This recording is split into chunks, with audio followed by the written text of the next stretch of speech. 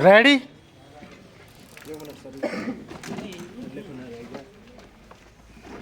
Start. महोदय, मन का नियंत्रण एक ऐसी कला है जो समाज में स्थित प्रत्येक मनुष्य के लिए अत्यंत उपयोगी है।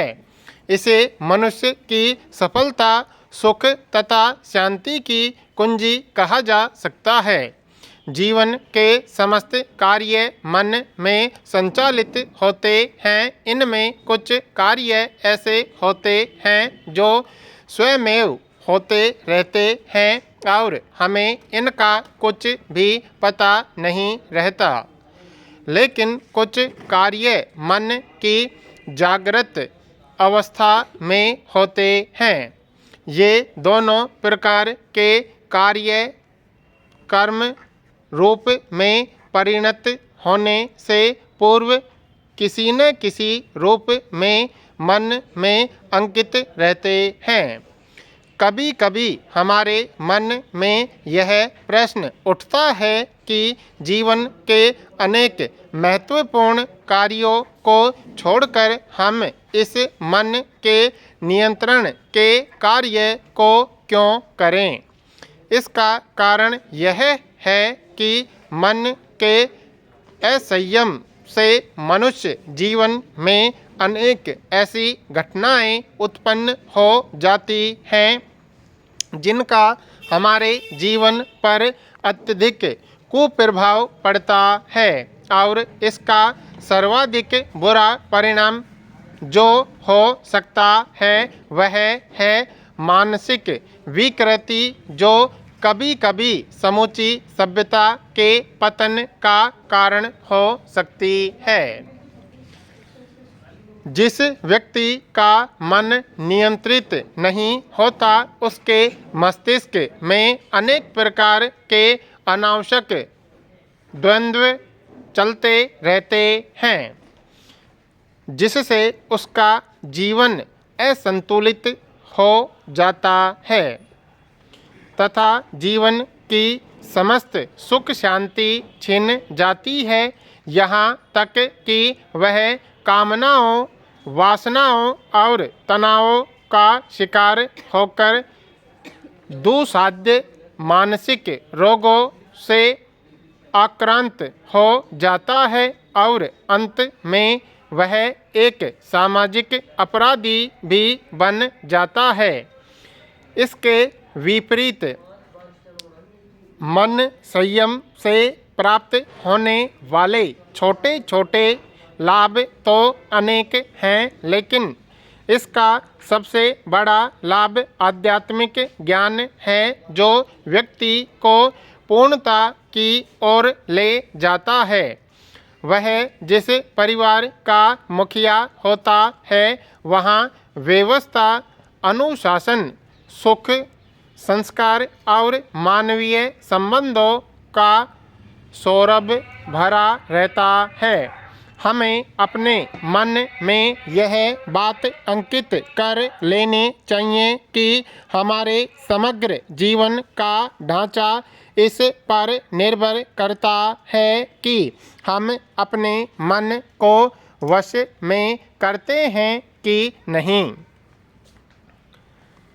मन के संयम का सामान्य अर्थ केवल यही है कि हम मन की प्रत्येक बात को समाज द्वारा प्रदत्त नैतिक नियमों के अंतर्गत ही करें। गीता में अर्जुन ने श्री कृष्ण से कहा था कि हे कृष्ण, मन तो बड़ा ही चंचल, उदंड, बली और हठी है। मैं तो उसको वश में करना वायु को वश में लाने के समान दुष्कर मानता हूँ। इस पर श्री कृष्ण उत्तर देते हैं कि हे महाबाहो, निस्संदेह मन चंचल और कठिनता से वश में होने वाला है, परंतु है कुंती पुत्र अर्जुन, यह अभ्यास वैराग्य से वश में होता है। अतः मन के निग्रह के दो ही अचूक साधन हैं, वे हैं अभ्यास और वैराग्य। इन दोनों गुणों को जीवन में लाने के लिए मन पर संयम पाने की इच्छा शक्ति को दृढ़ बनाना पड़ता है। साथ ही मन के स्वभाव तथा प्रकृति को जानना भी आवश्यक होता है और अंत में लगन और अभ्यास से इन पर विजय प्राप्त की जा सकती है। महोदय, मन पर संयम पाने की इच्छा शक्ति को दृढ़ बनाने के लिए वैराग्य का सहारा लेना पड़ता है और सुख भोग की इच्छा को त्यागना पड़ता है। सुख भोग की इच्छा हमें स्वाभाविक होने के कारण हमारे रक्त मांस में इस गहराई तक भिदी है कि उसे अत्यंत कठिनाई से ही निकाला जा सकता है।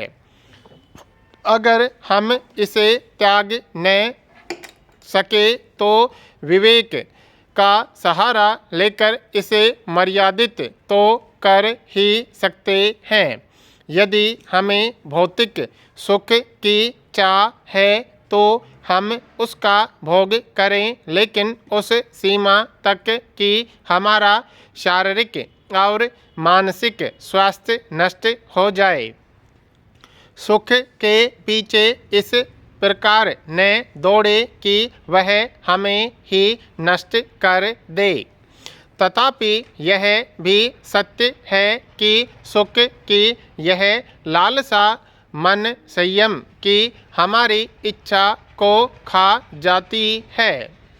मन के निग्रह से पूर्व अगर मन के स्वभाव प्रकृति को भी अगर जान ले तो हमें मन संयम में अत्यधिक सरलता हो जाती है।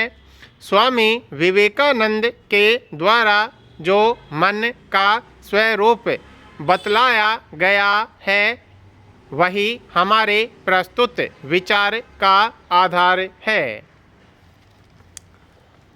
हमारे स्थूल शरीर के भीतर एक सूक्ष्म शरीर है, इसे ही मन कहते हैं। यह स्थूल शरीर मन की बाहरी परत है। मन शरीर का सूक्ष्म अंश होने के कारण शरीर का अभिन्न अंग है। छंदोग्य उपनिषद के उद्गिलांक ने अपने पुत्र श्वेतकेतु को बताया कि अन्न जो शरीर के द्वारा ग्रहण किया जाता है किस प्रकार मन बनता है। उन्होंने कहा है कि हे सौम्य, मथे जाते हुए दही का जो सूक्ष्म भाग होता है वह ऊपर इकट्ठा हो जाता है, वह घृत होता है। उसी प्रकार हे सौम्य, खाए हुए अन्न का जो सूक्ष्म अंश होता है वह सम्यक प्रकार से ऊपर आ जाता है, यह मन होता है। इस प्रकार मन अन्नमय तथा अन्य वस्तुओं की भांति जड़ होता है। इस मन के पीछे आत्मा है जो कि चेतन कहलाती है। चेतन का अर्थ होता है कि ऐसी सत्ता जो किसी दूसरी सत्ता के ऊपर निर्भर नहीं करती, जबकि जड़ पदार्थ किसी न किसी रूप में किसी दूसरी सत्ता पर आधारित होते हैं। हम जानते हैं कि संसार के समस्त पदार्थ अणु एवं परमाणुओं के संघात का परिणाम होते हैं। संसार के समस्त अणु इलेक्ट्रॉन, प्रोटॉन तथा न्यूट्रॉन से निर्मित होते हैं। जब इन तीनों की संख्याओं में परिवर्तन हो जाता है तो अणु के गुणधर्म बदल जाते हैं। कहने का तात्पर्य है कि वैज्ञानिकों ने जब न्यूट्रॉन, प्रोटॉन तथा इलेक्ट्रॉन के गुणधर्म का अध्ययन किया तो पाया कि यह एक प्रकार की ऊर्जा के कण हैं और समस्त जगत इन्हीं ऊर्जाओं से निर्मित है।